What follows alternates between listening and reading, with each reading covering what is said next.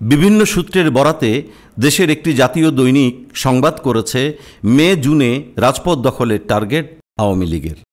এই খবরে বলা হয়েছে, গণঅভ্যুত্থানে ক্ষমতাচ্যুত আওয়ামী লীগ রাজপথে নামার ছক তৈরি করেছে।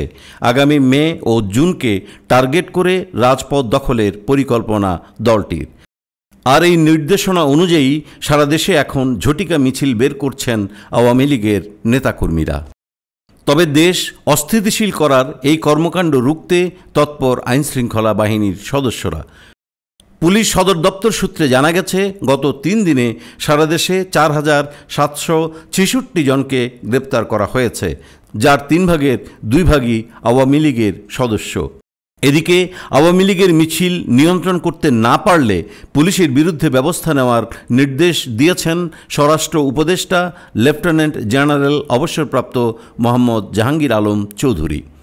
এই প্রতিবেদনে বলা হয়েছে, গত শনিবার গাজীপুরের সাবেক মেয়র ও মহানগর আওয়ামী লীগের সাবেক সাধারণ সম্পাদক মোহাম্মদ জাহাঙ্গীর আলম দেশের বিভিন্ন জেলা, উপজেলা ও থানার নেতাকর্মীদের সঙ্গে ভার্চুয়ালি মিটিং করেন।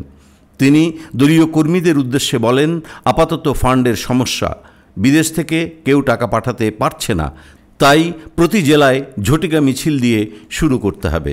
নিম্ন পর্যায়ের যেসব নেতাকর্মী বিদেশে আছেন তাদের বাংলাদেশে পাঠানো হবে, এমন নির্দেশনা থাকার কথাও তিনি জানান।